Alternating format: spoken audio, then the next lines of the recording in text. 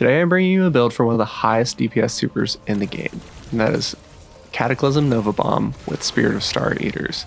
This thing is literally only exceeded by a pre-popped Celestial Nighthawk Golden Gun, and it's fantastic. It's obviously on Prismatic Warlock, which is extremely versatile. You can take a lot of different options here, but I've given you a good setup, and it is fantastic. I took it through an Eternity Ghost of the Deep this week, and it was amazing.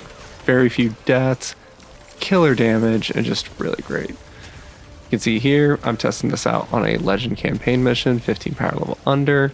You're generating super quickly thanks to using an exotic primary and very strong Orb Generation, and that's how we're going to get our super back and empower it with Spirit of the Star Eaters. Now the other perk you take is fully up to you, just like many things in this build, but I do have recommendations. And on top of that, I've done a full breakdown of weapons you might want to select for endgame boss encounters, so definitely look out for that. It's going to be useful not just on this build, but any kind of endgame build you do, so hopefully that helps you out. Now, let's take out this boss, and then let's get into it. I'm Engineer.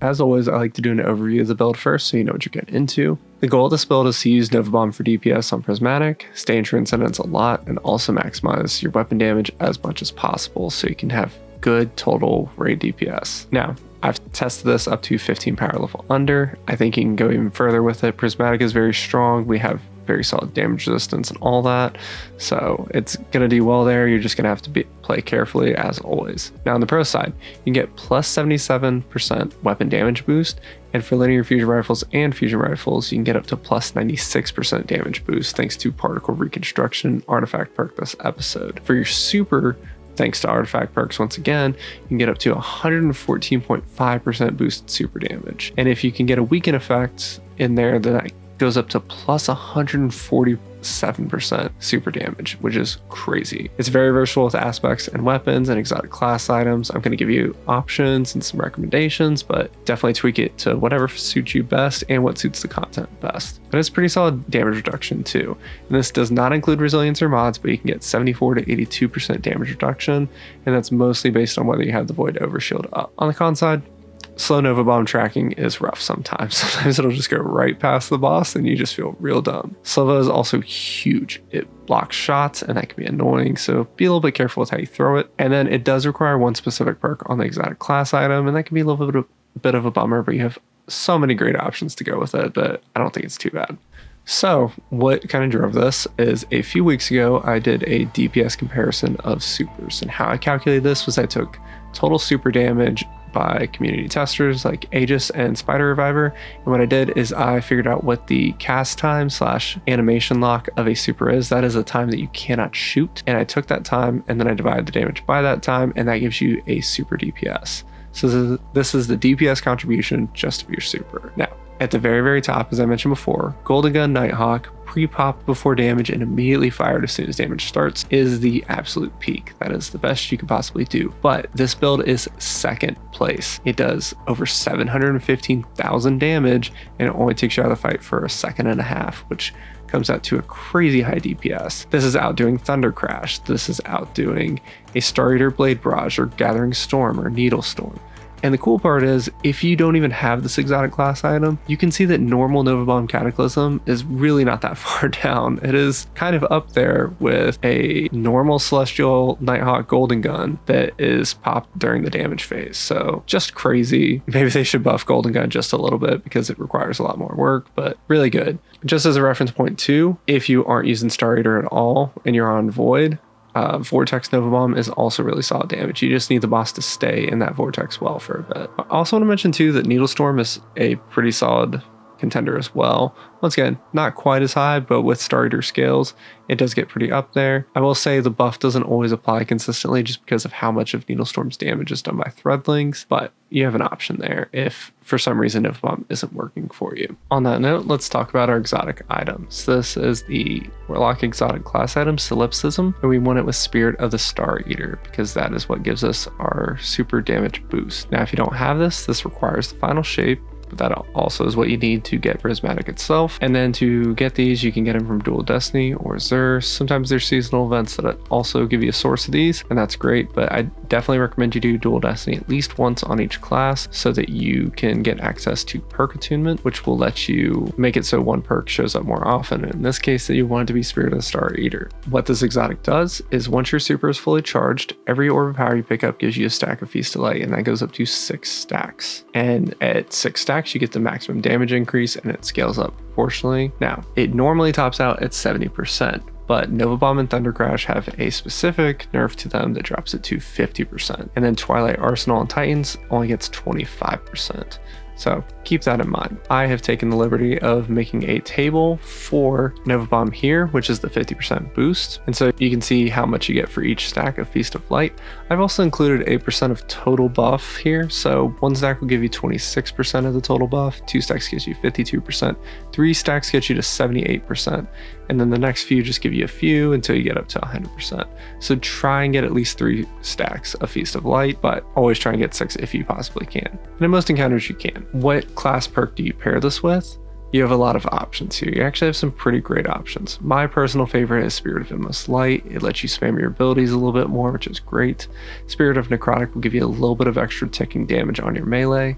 Spirit of Apotheosis will give you very fast recharging grenades and melees for a few seconds after you throw that super. And then Spirit of Osmiomancy will give you a little bit more grenade spam, but I would generally put this under Endless Light. Spirit of Filaments can give you extra Devour. It will instantly provide you with Devour when you cast your Empowering Rift, which can be really good for one of our artifact perks and can be good in a pinch just to get an extra source of Devour. And lastly, Spirit of Ophidian is really good for the handling boost in damage phases. It can let you swap weapons really quickly if you're doing bait and switch rotations or something like that.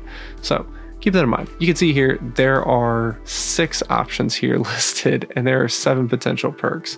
All of them are great. Honestly, the only one I didn't list here is Spirit of the Stag, and it's honestly even pretty good too if you use Rift, because it can give you and your team a little bit more damage resistance.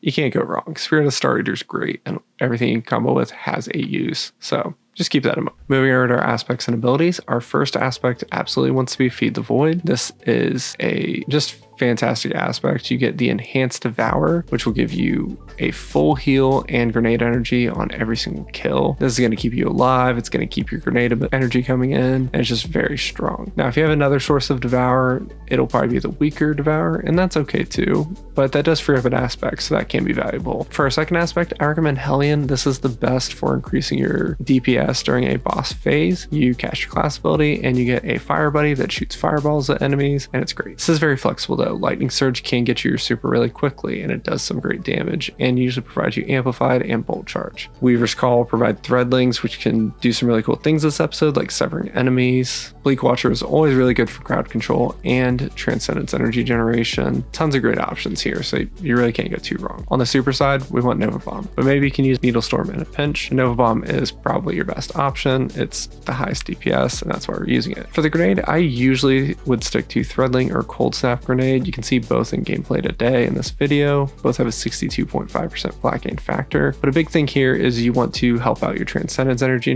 generation, so I like using a Darkness Grenade to go with a light-based weapon, just to kind of help round that out. For the melee, you absolutely want Arcane Needle. It's the best. It gives Unravel, has 3 charges, has an 80% flat gain factor, solid all around, can't go wrong. For class ability, I recommend Phoenix Dive for the short cooldown, but it is flexible. Phoenix Dive is really nice for those quick heals if you need them. If you don't have a great source of empowering buffs like Radiant or a Well, then you might want to consider Empowering Rift for DPS phases. And once again, if you're using like Spirit of the Filaments, you need Empowering Rift, so that's kind of a thing. But once again, this is flexible. The only thing I absolutely recommend is Feed the Void, but there even are ways around that. Moving over to our fragments, we have 5 slots if we're using Feed the Void. If you use any other aspect, you'll get 6. So first off, I focus on damage reduction. Faceted Protection gives you 15% damage reduction when surrounded. Faceted Purpose will give you an overshield because we're running Nova Bomb. That has 70% damage reduction on the overshield itself, so keep that in mind. Facet of Courage gives you 10% more light damage when enemies are affected by a darkness debuff, like your Unravel or any slow or anything like that, and that 10% applies to your Nova Bomb, so that's why we want to take it. Facet of Dawn will give us Radiant, which is a 20% weapon damage boost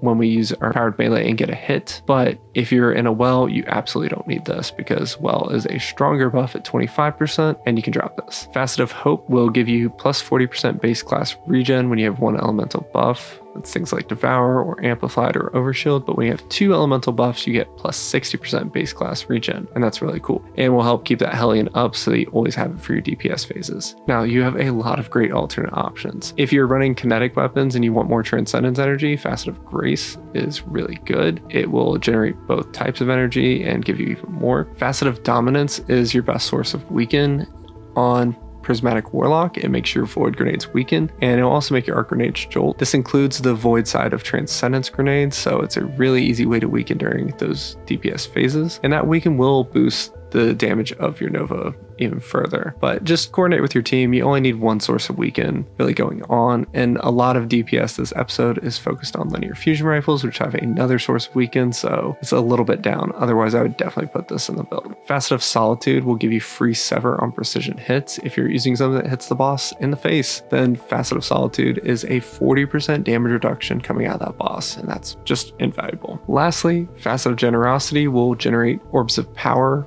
worth 7% of your teammate's super if you get kills while Transcendent. That is just a huge boost to your team, very helpful. Just get in Transcendence, stay there, and get as many kills as you can, and your teammates will have their supers up really quickly. As I've said here, a lot of these things are flexible. When I did Ghosts of the Deep this week, I dropped Facet of Dawn because I was playing with some well locks, and I put Facet of Solitude in, and then at various points I dropped Facet of Hope and changed it out for like other things. Maybe at some points Facet of Dominance would have worked, but it's how the bosses move just kind of made it a little bit tricky. On our mods and armor stats, the main thing here, we want to build for orbs because we are trying to feed that Star Eater as fast as possible. So I'm using both heavy-handed and firepower on the gauntlets, and then I'm using a siphon mod that matches my primary weapon. Make sure you make that match your primary weapon because that is where you'll be getting most of your weapon kills with. And then we're also taking Reapers. So we have 4 sources of orbs. If you switch to a grenade like Cold Snap Grenade that does not kill on hit, then you need to drop firepower because it's not going to make sense. You also want to build for weapon damage because this is a DPS setup, so triple surges of an element that matches your heavy weapon. Lastly, sometimes reload speeds can take away some of your DPS, so consider a loader mod on your gauntlets or a dexterity mod if you need more handling.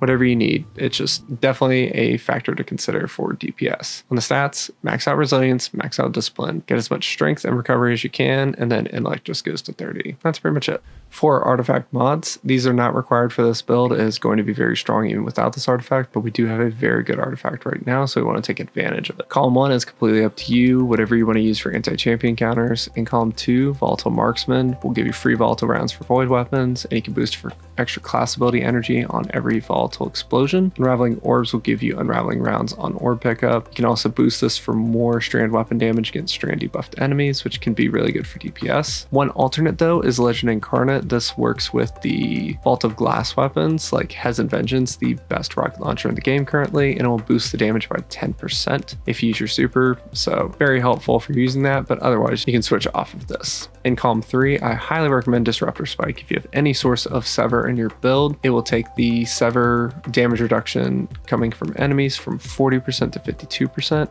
and Exhaust goes from 25% reduction to 35%. Photonic Flare is very good if you're using an arc weapon, especially one that jolts. Jolt counts as exhaust, so whenever you kill an exhausted enemy, it will create a blinding blast, and it just is very good for crowd control. We also want to take Elemental Siphon, so it helps generate elemental pickups, and when you pick up elemental pickups that match your super, you get extra super energy. In column 4, I recommend Flashover just in case anyone in your team is generating bolt charge for you, because it will give you amplified when you get to max bolt charge and give you plus 150% bolt discharge damage, and it's huge. Horde Shuttle is a very good artifact perk, especially on this build, because when you deal damage to unraveled enemies, you get free threadlings, and when you boost this, all those threadlings will sever, which is that huge damage reduction. Currently, this is why you don't necessarily need Facet of Solitude, is because threadlings are pretty easy to access. You throw your Arcane Needle and then you deal damage, and it's free threadlings, free sever, all included. In column 5, the first and most important one is Particle Reconstruction. This is a artifact perk that provides a specific weaken just for linear fusion rifles and fusion rifles, but it goes up to 27.6% weakening, which is very strong. A standard weaken is 15%, so that is a huge boost, and it allows you to access weaken without having to waste a class feature or have someone on void. The other very important artifact perk we want in this column is Limit Break. This is 30% more super damage as long as you have a matching buff. For Nova Bomb, that is going to be Void, Overshield, or Devour. So as long as you have one of those two up as you throw your super, 30% more damage out of it, which is huge. So very good artifact perks this episode, but this build will still be carrying on fine without them. I want to briefly talk about damage buff stacking. Damage buffs stack multiplicatively. So what you do is you take the increase and you add 1 to it. So a plus 20% increase becomes 120%, and you do that for all of them. You multiply them, and that gives you a resulting factor of damage, and then if you want to see just the boost, just subtract 1 from that. So with Radiant or Empowering Rift, Transcendence, Weapon Surge ×3, and Particle Reconstruction, you get a 96% weapon damage boost, which is huge. And then on the super side, you get the 50% boost from Starter Scales, you get the 10% from Facet of Courage, and then you can potentially get 15% from Weaken with Facet of Dominance or a teammate, and then lastly Limit Break, and all that together comes out to 147% boosted super damage, which is quite awesome. If you aren't using Particle Reconstruction but use a standard Weaken instead, you can get a plus 77% weapon damage boost, which is still nothing to sneeze at, very strong. So that is part of what is pushing this build just into a different level. But as you can see, the artifact perks only account for 28 to 30% of that. So it's still going to be really good without those. Now, the biggest part of this video is going to be about weapons. So first off, I like to list out the goals. I need Orb Generation to feed Star Eater Scales. I want to generate Transcendence because that is a damage resistance of 20% and it lets us spam our abilities more. We want to also generate heavy ammo, and then we also want to do good boss DPS. So for Orb Generation, Attrition Orb primary weapons are great, or an exotic primary with good AoE so it can proc your Siphon Mod more frequently. Exotic primaries are one of the best ways to generate heavy ammo. And then for Transcendence generation, Air Denial grenade launchers are by far the best, but rocket sidearms and fusion rifles or anything doing good damage can also be really effective for this. And then lastly, for your boss DPS, we just need to take meta heavy DPS weapons. So let's start with the Orb Generation. These are all weapons that have attrition orbs in the third column. We don't want to lose out on a damage perk because we still need to kill strong enemies. So that is what we are looking at here. Attrition orbs is a perk that will generate an orb based on damaged instances, and it's based on magazines, and it can be a little bit tricky, but the one Air Denial grenade launcher we have in the game, VS Velocity Baton, that rolls with attrition orbs is by far the best at this. It's just very good. Now, if you're using a kinetic weapon like Multi-Mac or Origin Story, you can put the Synergy mod on, and rapid kills will also be generating an extra orb thanks to that. So just to highlight a few weapons, on Arc we have VS Pyroelectric Propellant and Noxious Vetiver. On Void we have the Sidearm Insurmountable and VS Velocity Baton. Solar, we have the new updated No Survivors SMG, and we also have an Adhortative from Season of the Wish. On Strand, we just don't have anything. We have a few Attrition Orbs weapons in the fourth column, but nothing very good, and this makes me sad. On Stasis, we have Veiled Threat and Auto Rifle from Episode Echoes. We have Liminal Vigil from the updated Spire of the Watcher. So these are your best options for this, but these are not exclusive. You could definitely search on LightGG or T2 Foundry and figure out something that works for you. For exotic primaries are great for heavy ammo generation because the heavy ammo finder mod will progress 425% faster with a primary weapon, and with an exotic, it will progress 130% faster on top of that. So that stacks to 552% faster if you're using an exotic primary for your kills. But you want some kind of AoE in there ideally, so keep that in mind. Last thing I want to mention is mind your attribution of verbs. Most subclass verbs do not attribute back to the weapon. The only two that do are Incandescent and the Headstone perk, or anything generating crystals on Stasis. So just keep that in mind. Now in Kinetic we have Kvostov, which is phenomenal. And then we also have Quicksilver Storm if you do not apply the Catalyst. It's quite strong actually, and it does a little bit more damage on Kinetic than it does on Strand because of the init buff to Kinetic weapons. On Arc we have Trinity Ghoul and the Lodestar, which are both very solid, but keep in mind the jolting on Lodestar will not count as weapon kills, while the Chain Lightning on Trinity Gold does because it's a weapon effect, not a subclass verb. On Void, we have the old and trusty Graviton Lance, which is always good. We also have Hard Light, which ricochets now and gets a 30% damage boost anytime you get a buff that matches the element that you're currently on. On Solar, we have Sunshot, which is just a king of AoE, and it does some scorch damage too, but that will attribute back to the weapon. Then we also have Tiku's Divination. On Strand, we have the Strand Quicksilver Storm, Barodiad, which is very strong this episode, and Final Warning. Lastly, on Stasis, we don't have a lot of great options with high DPS or AoE, but Ferglot Curve is pretty solid. Moving over to Transcendence Generation, it is mostly going to be air denial grenade launchers with a little bit of rocket sidearms in a pinch. And rocket sidearms are very strong. On top of that, we also have kinetic weapons where if you use Facet of Grease, they will generate a lot of Transcendence energy pretty quickly. So once again, on Kinetic, Kvostov, Multimac, or Quicksilver Storm, all great options. On Arc, we have the new area denial grenade launcher from this episode, Psycho Pump. As mentioned before, VS Velocity Baton for Void is very good. On Solar, we don't have a air denial grenade launcher yet, so I recommend Aberrant Action, which is very good and has Heal Clip and Incandescent and just all around solid. On Strand, we really just have to call because once again, we don't have an air denial grenade launcher. For Stasis, we have Lost Signal from episode Echoes, and this is one of the best air denial grenade launchers because it has auto-loading holsters, so you can fire it, forget it, and just come back and shoot it whenever. But we also do have Tenacious Mastery, which has a lot of utility in Chill Clip, and will build up that Transcendence pretty quickly because it's applying slow and dealing great damage. On to boss DPS. I can't include every meta weapon here, but what I focused on here mostly is linear fusion rifles thanks to particle reconstruction, but rocket launchers or grenade launchers are always good.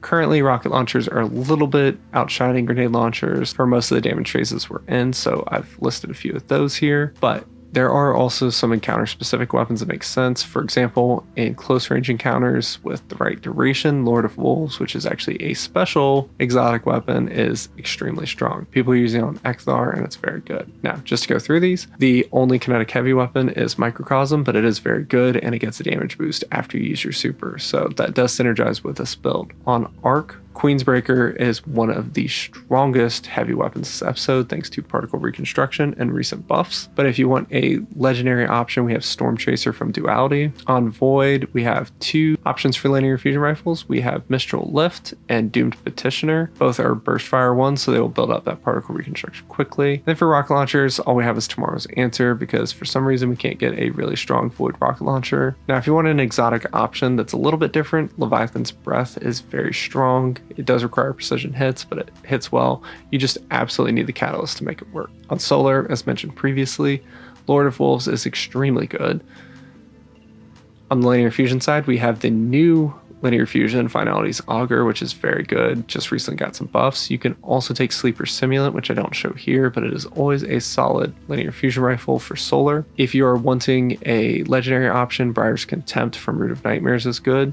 And then, as I mentioned earlier, Hezen Vengeance, the rocket launcher from the updated Vault of Glass, is the strongest heavy weapon in the game right now. It does crazy damage, has excellent perk selections, and is great all around. On Strand, our best linear fusion rifle is Scintillation. This is from Nightfalls, and it's very good. Our best rocket launcher is Cynosure, which is from Vanguard Strikes, and it has a lot of great perk combinations as well. A special weapon that can be very good is Euphony. This is the raid exotic from Salvation's Edge, but it can get some pretty strong damage boosts, and that really helps it out. On Stasis, one of the strongest heavy weapons for close-up encounters right now is Winterbite, which does very good damage. So definitely keep that in mind. Like Ekthar for Ghost of the Deep is actually very easy to kill if you use this, as long as you can keep your team alive and give them some melee buffs. For a legendary linear fusion rifle option, we have Fire and Forget from Season of the Seraph, which you can now get from Operation Seraph Shield. And then we also have Cold Comfort, which is just updated with Ghost of the Deep this week in Rite of the Nine, and it has some of the best perk combinations for a rocket launcher in the game. That's your options for weapon DPS, all very good. Now, just to give you some sample loadouts, if you're focusing on kinetic, I like a Multimac with a VS Velocity Baton and a Microcosm. You could run kinetic weapon surges and siphons there, and it would work out perfectly. For Arc, which is what I ended up running in Ghost of the Deep this week, I like a VS Pyroelectric Repellent with Attrition Orbs and Jolting Feedback, a Queensbreaker, and a Lost Signal just to build up some Transcendence energy. Void, very similar setup, but we're going to use Graviton Lance and then a Void Linear Fusion Rifle. Solar, you have a few options here, but you could run some like No Survivors with Attrition Orbs and then some like Finalities Augur, Sleeper Simulant. If you're going the Lord of Wolves route, I recommend a Strand Primary so you can get some of those unraveling effects from the artifact. And your heavy really doesn't matter. You can use machine gun, whatever works for you. On Strand, kind of your best option right now is actually Euphony. And then you just pair this with like an Arc Primary and then a Strand Heavy just to have even more damage, or if you run out of special ammo. On Stasis, I'd probably use Liminal Vigil because it's very strong right now, and then use VS Velocity Baton and then Cold Comfort. So these are by no means the only options, but just to give you an idea of how all this kind of fits together. All right. I wanted to show you a little bit of gameplay from my run of Ghosts of the Deep this week. So this is an Eternity run. I have not had a chance for an Ultimatum. I just don't have the time mostly, but I wanted to get some current content. So we're partway through the setup phase before DPS. We've just crushed the second ghost that I now need to go dunk in the heart of Oryx, which is a huge pain. This is where a lot of deaths happen on our first couple tries, just because you're so out in the open and the boss likes to just shoot you in the face. And you can see here we have Faceted Protection up protecting us. We have Phoenix Dive in a pinch, and we're able to activate it and get out of there pretty easily, and then just pick up orbs for Void Overshield. So really solid. The survivability was really great.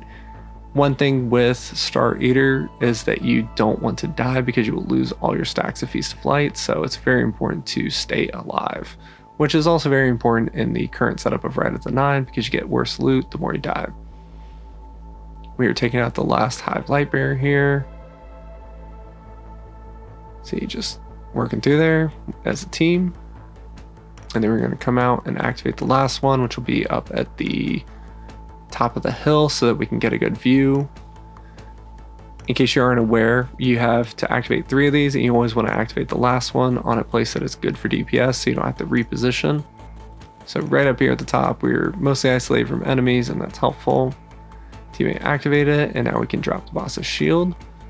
I'm using Queensbreaker. I actually have it in the wrong firing mode, so I have to switch it real fast. We put Unraveling on the enemy. Throw a grenade periodically just for trash ads. I'm going to throw the Nova Bomb out. You have to throw it just a little bit weird and actually shoot it to detonate it so that it doesn't completely block my teammates or it doesn't completely miss the boss. So a little bit funky. I don't even think I get the most damage here, but it ends up turning out just fine. And then Queensbreaker just shreds this. I have the Catalyst with Rewind rounds, so that does great. And just reproc Hellion when you can so that you can get that Fireball out there too. And you can see the damage phase ends, but pretty solid. So just to show you the final damage of that fight, and once again, we were not optimal at all. You saw me make a couple mistakes even in that, but I ended up with the most damage by a pretty decent margin. I will say for my teammates, they were also on Well, but they were using Sanguine Alchemy with Well, which can do some pretty solid damage. So really solid, very few deaths in this. I don't think I died during an encounter once, except for when the second boss, Ekthar, just would punt me while I'm doing runes underwater, and nothing about your build can help you with that. So that's kind of annoying. So very solid build. Just going over the gameplay loop. You want to use a grenade or a melee to trigger Devour, throw an Arcane Needle into crowds when possible, or bosses. That will give you Radiant if it is needed, and it will also unravel. Use your weapons and abilities to make orbs as much as possible. Phoenix Dive when needed for extra healing and or Hellion, and it will also trigger Reaper for another orb. Try and collect 3 to 6 orbs after your super is charged. Nova Bomb your bosses, and do DPS weapon damage. And that's pretty much it. Not super complicated. As we wrap up, I'm just going to sit on the build review so you can kind of see the summary. I hope you've enjoyed the build. Sorry for being pretty detailed about it, but I just want to kind of give a good guide. And I feel like there's a kind of big gap in like how people choose weapons and how to set up their loadouts for DPS. So I hope this video can help you with that. Feel free to let me know if you have any questions or comments in the comment section below. I like hearing what other people are using, and if something worked for you, share it and the community can all benefit. If you like talking about builds, I will link my personal Discord in the description, and you can join and just talk about builds or see what I'm working on. I've been trying to stick to about 1 video a week lately, just life's been busy and I want to put out good high quality content and not just churn some stuff out. So that's kind of just where I've been sitting at. If there's anything you want to see, once again, let me know in the comments. I'm always open to new ideas and just always looking for new things to build around. With that, I will let you go. Thanks and have a good one.